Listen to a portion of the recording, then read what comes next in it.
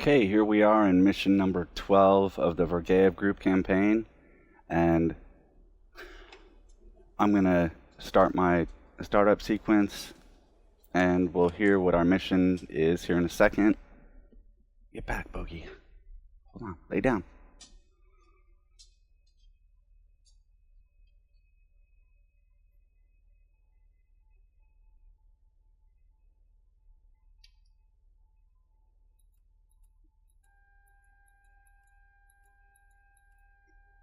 Naval requesting 233.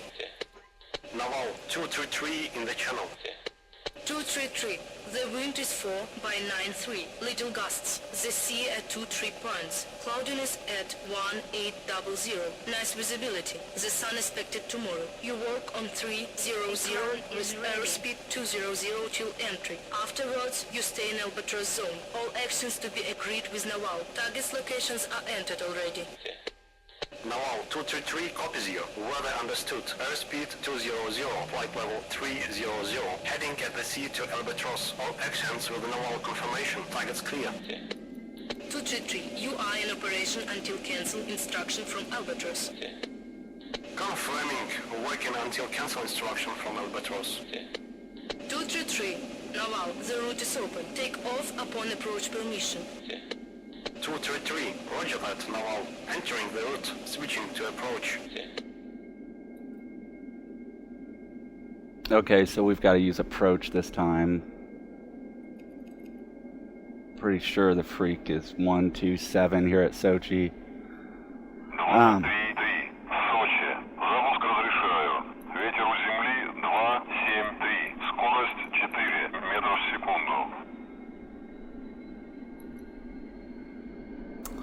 Right, so we're backed over the ocean, and looks like, well, we found the vessel in mission number 10, and now we need to escort it back to where it's going to get repaired. So we've got another over the water mission. And let me finish my startup here, and we'll get going.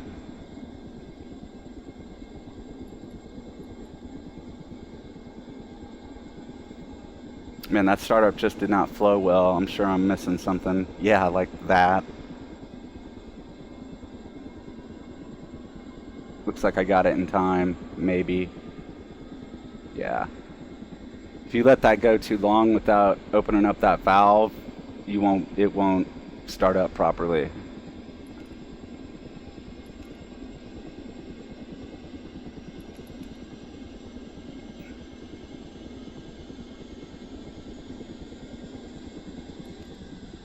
Watch ekran. Watch ekran.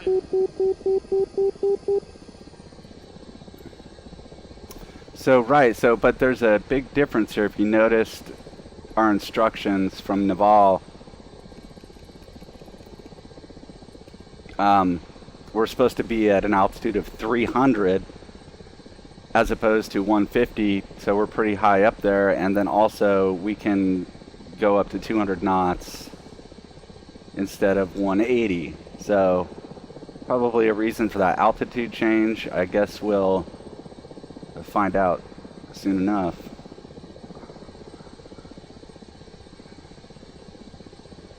Okay, let's see, I guess we have to check in with ATC. Сочи, 233, руление.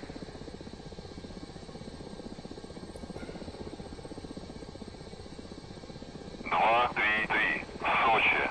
Разрешаю руление на полосу 2-4. So again, the taxi, I just give it a little bit of collective, and then a little forward stick, and then I trim it like that, and then get it going with some more forward stick.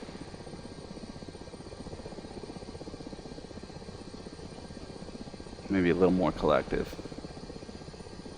That front wheel needs to spin around and get lined up. There we go. That's about right. So the rudder works, but if you want to turn tight, you've got to use the stick. And it's pretty easy once you get the hang of it.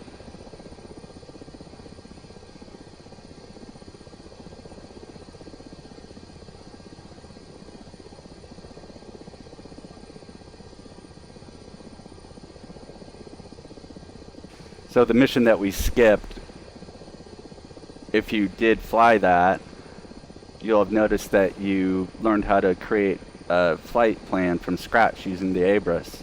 And basically in the briefing it shows you how to do it, or rather it shows you what the area is where you need to search for the vessel. And if you did that successfully, you would have found the vessel. I guess you wouldn't be here to this point if you didn't do that, unless you're playing the missions one by one and not using the whole campaign type setup. So that can come in pretty handy. I've used it before, especially in multiplayer.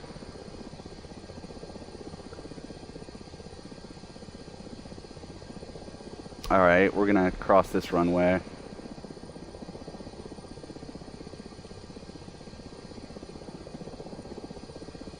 Remember what your mom told you, look both ways before crossing. I can tell you that if you don't do that and you fly a lot, you will eventually collide with something that you weren't expecting. We're just gonna race right out. Well, I guess since I already checked in, I might as well do it the proper way here. So we'll come up short. Now I'm just gonna pull back on the stick and retrim it.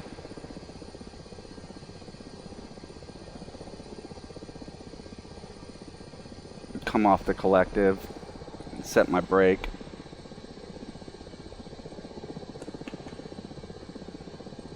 When I'm down like this and the view changes, because I'm looking down at my keyboard to find the keys. Сочи, 233, взлет. 233, взлет запрещен. Yeah, well, we're not gonna wait. 233, Сочи, взлет по готовности. Отход по схеме на 300. По давлению 752,54.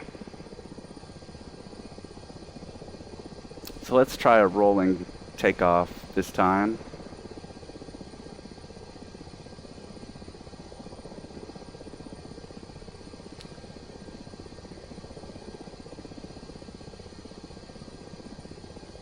So I'll trim it right about there. And then if you look at our speedometer, right when it starts to actually move, which it takes a while, I think you have to get up to around, seems like, there it goes. We'll start increasing collective. Now it's going to want to go nose down because I've pitched it that way, I've trimmed it that way. So you have to be careful if you want to do it smoothly. There we go.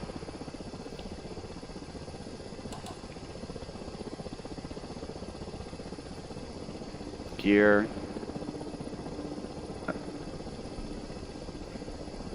So let's climb up to 300 meters and let's go to the barometric altimeter hold. First waypoint on due course.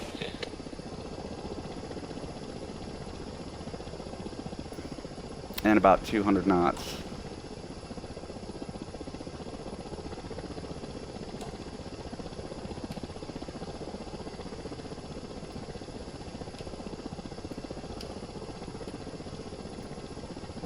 And I knew I should have reset my HOTAS, so my buttons aren't working. But that's okay, let's see if we can. So we're not going to be able to use the en route mode. That's alright.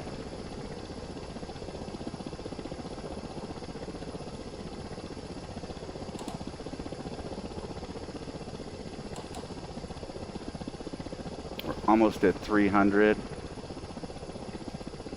yeah, then we jump. Whenever you hit the water, it like jumps up 50 meters. So we'll come back off that. I'm gonna zoom in, make sure we hit this waypoint.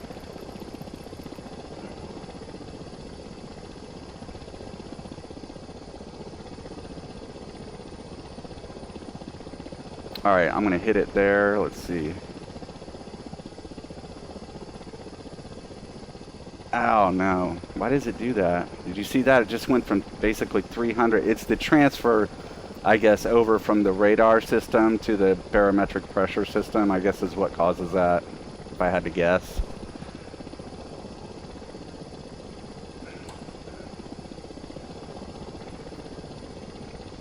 And it's pretty important that you stay on the flight plan on this one because of the triggers that are involved from the mission editor. So let's get back on that darker green line.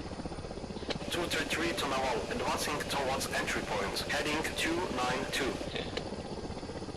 233, now I'll reach you. Keep flight level with help of autopilot channel. 233, yes sir. Autopilot channel in use. Yeah, well, en route mode's not in use, but not my fault. I don't know the keyboard shortcut for it, but we'll manage. There's a little bit of wind. It's not nearly as bad as what we've seen in the other missions out here.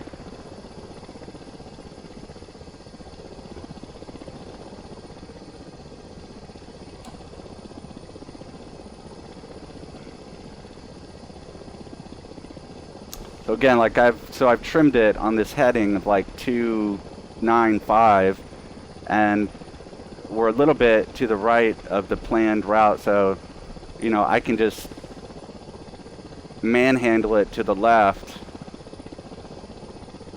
a little bit and then just let go and it'll go back to 295.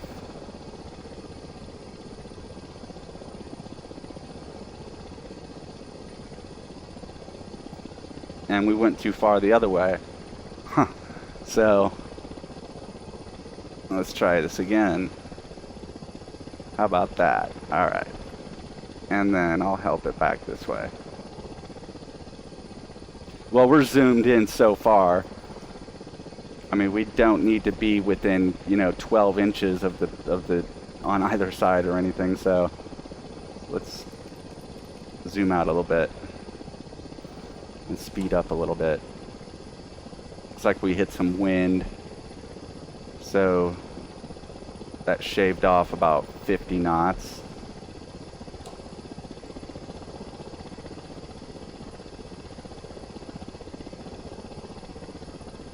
And we lost a little bit of altitude.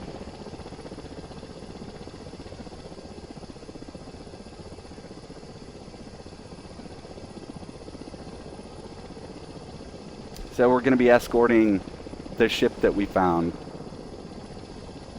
back to a repair yard near Sochi. It's not like we're taking it back to the aerodrome. There's some sort of shipyard over there on the coast.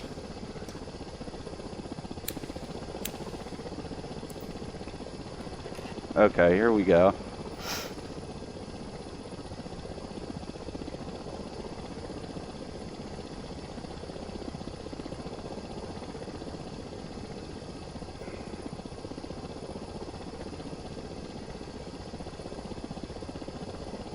If you're not close to the flight path, one of the triggers will not happen, and you're going to be wondering what you're supposed to do.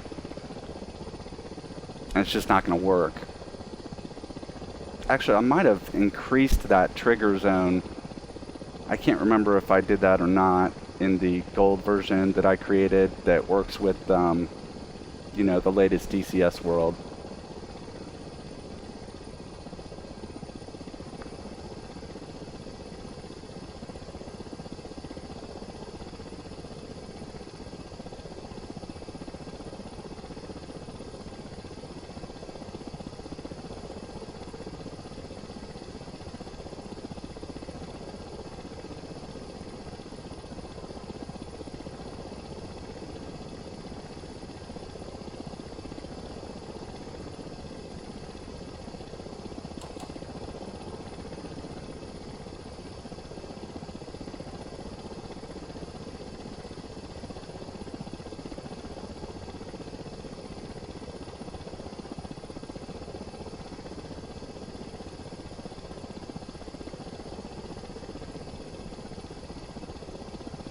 Well, I'm thinking we did not trigger that event.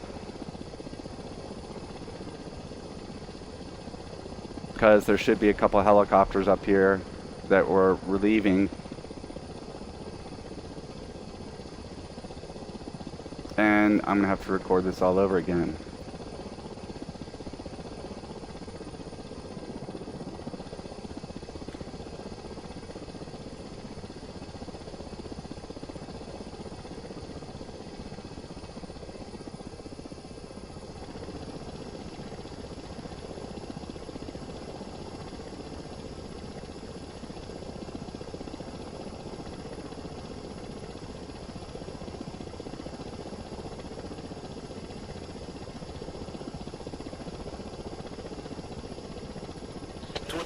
On entry point. Initiate new primary objective on. 233, Albatross. Your job is simple. Stay close. 233, rogers that, Albatross. Close means close. Bow. Albatross to Avanta. 315, you're clear now. 315, copy that. Leaving now. Okay, I guess we didn't. And it's a good thing I didn't stop. I was about to stop, but I'll have to bleep out that comment I had about having to re-record. But other than that, I think we're good to go. I guess the other helicopters just don't show up, but we've got our mission, and we just need to hit this waypoint and then slow down and follow those ships.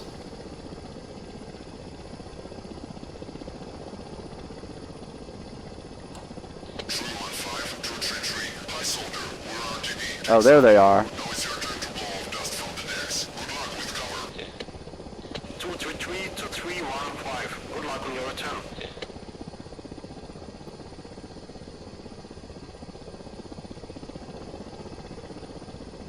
Alright. We hit our waypoint. These guys do about... They're slower than the vehicles that we usually escort, so... Well, they're usually around, I think it's around 30. We'll find out here in a second. But you're tempted to go low, but I don't advise that. And you'll see why. So, you know, we're not headed for our steer point. We're just headed... 233, all targets defined. Taking out the duties. I am by your side.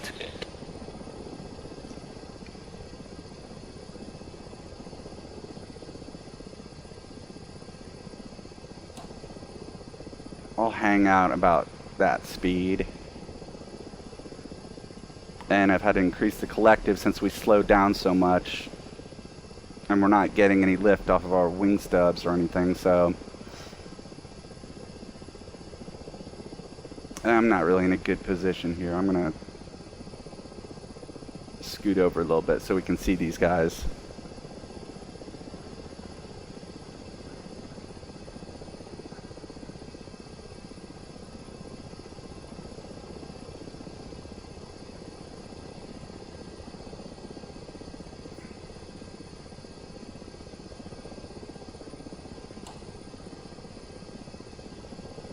And then retrim here for our heading that we want to maintain, about 035, 034.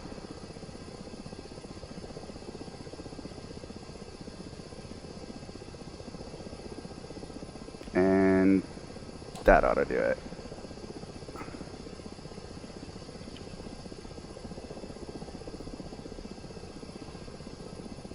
Oh, I don't want to have to lean up like that, so we're going to come over a little more.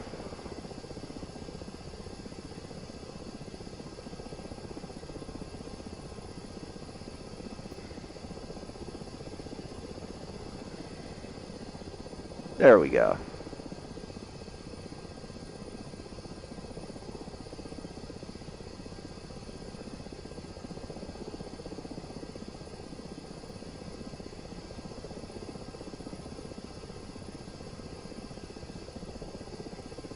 Gonna let him get ahead of me a little bit.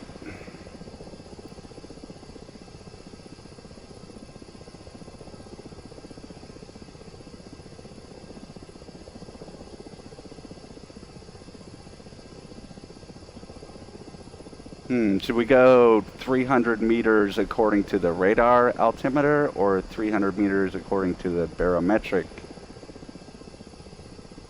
altimeter? We'll probably be fine here.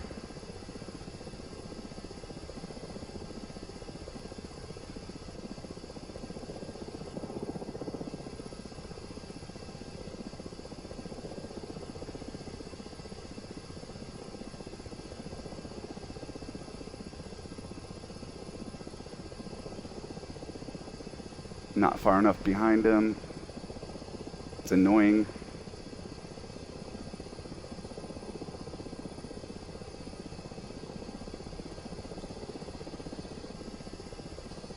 Well, about a year ago, there was an announcement that, I don't know, Wags on the forums was talking about a potential FA-18 sim,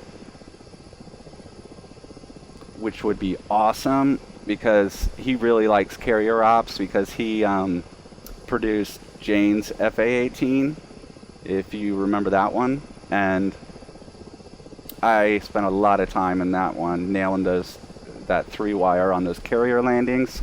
A lot of fun. I don't know which is funner, that aerial refueling or landing on a carrier, but they're both pretty intense and a lot of fun.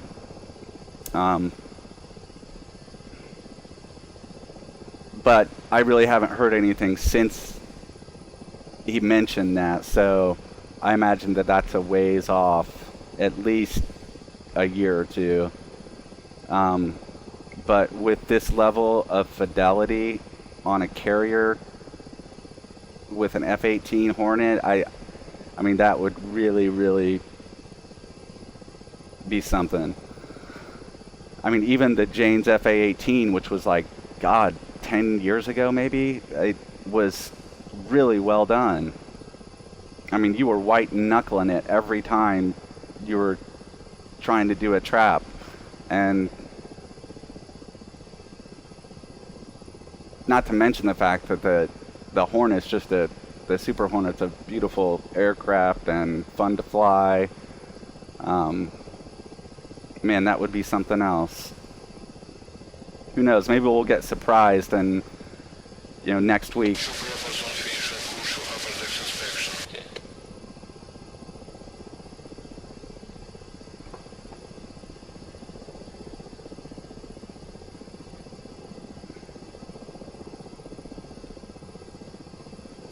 It's like those guys are inspecting it while we're towing it back.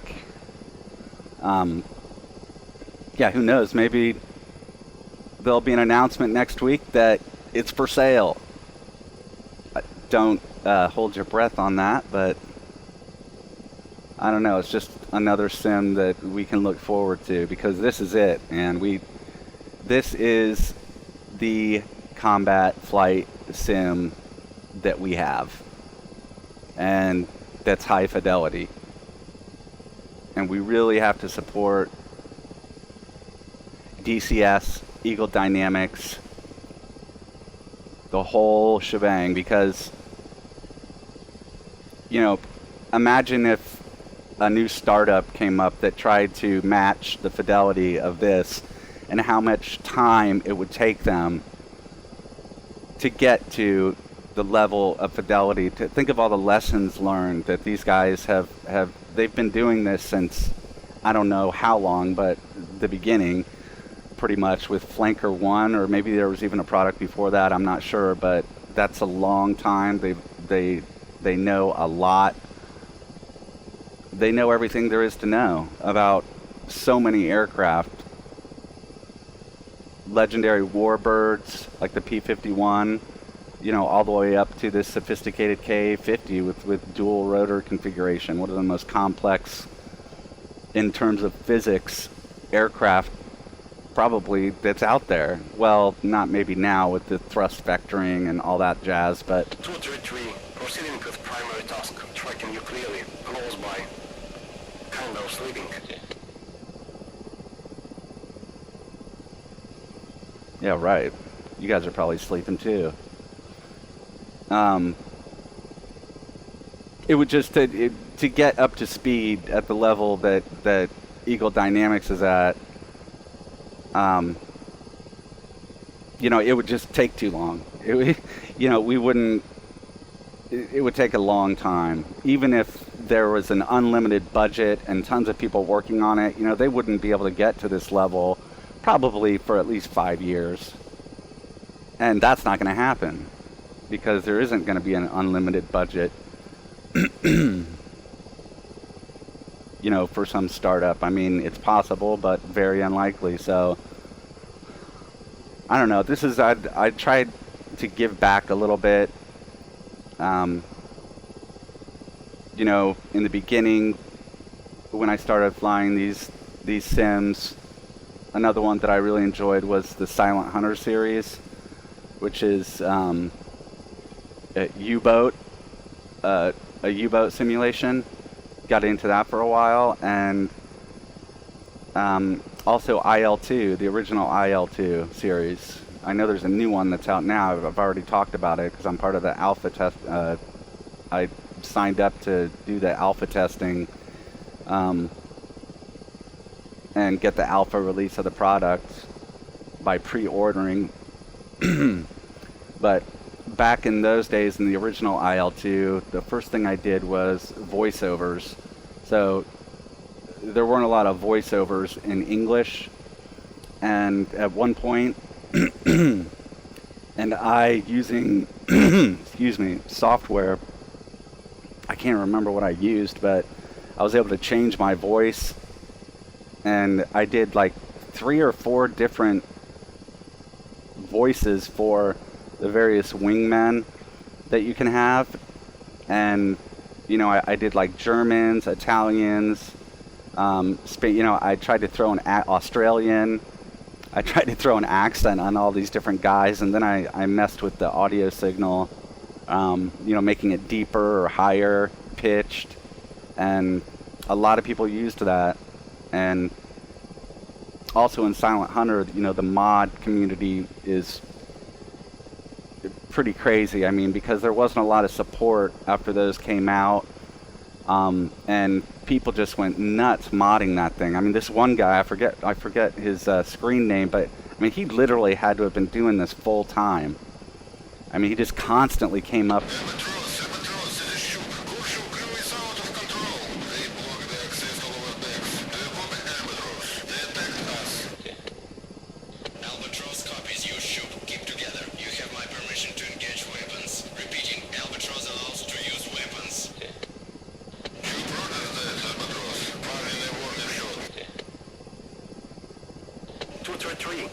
Requesting directions. Is getting caught on Khrushchev. Do you read, Naval? 233, Naval. Reading you clearly. Await further instructions from Albatross. Stay calm, officer. Easy. Simply do your job. Over. Naval, 233, roger that. Over. Albatross 233, don't get nervous, son. Just stay by the side. We will let you know if your help is required. Albatross, this is 233. Understood. Staying close by. Okay, so one of the guys on the ships is like, break out the guns, start firing, but he's not my boss. I guess I'm supposed to listen to, obviously, Albatross, which is one of these two in the rear of the column, and he's telling me just to chill out and stay calm. So that's what I'm gonna do. Oh, but anyway, yeah, so a lot of modding was going on in that community for both IL-2 and the Silent Hunter series. Man, I keep losing these guys. I'm going to come off to the left.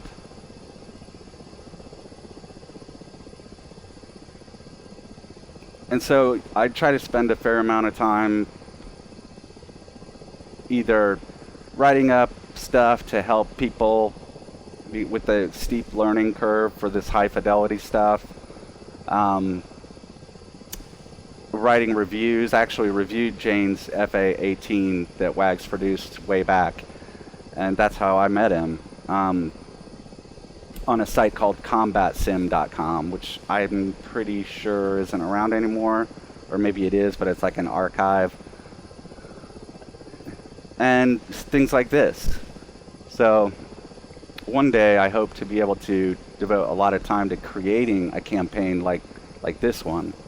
But, you know, you got to pay the bills and everything else, and it's a huge effort. You'd be surprised at how many people and how much time it takes to create something like this Vergeev campaign. But who knows, you know, maybe it'll go gangbusters when they start coming out with more aircraft. The whole World War II Europe DCS thing is going to help a lot. And, you know, maybe there'll really be a market for high quality campaigns like this one. And, you know, I can't imagine doing anything else that would be a lot of fun. It'd be like my dream job. But in the meantime,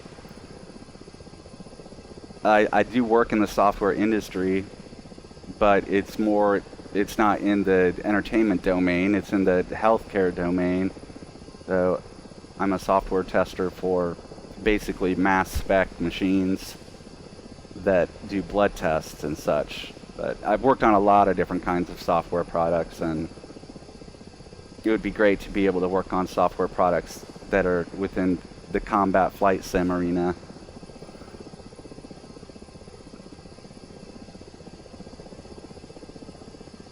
All right, well, whoa. This is 233. The aircraft failed. Naval online. Naval reads you to 233. Return to base if you can, or reject immediately. Our What happened? vessel is damaged and Albatross is corrupt as well. Caution literally cracked. Do you read that, Naval? Naval got your right to 233. No need to repeat. Head for 4th waypoint and return to base. Rescue teams are informed already. Get back home. Roger that, Naval. Heading towards waypoint 4. Going home, Naval. All right, we're out of here. I think I took a hit on something, but I've still got hydraulics and everything seems all right. So I didn't know when. I knew that was going to happen. I just didn't know when. Anyway, we've still got to hit this last waypoint, and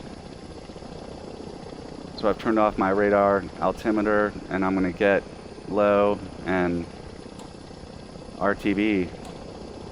Actually, after we hit this waypoint,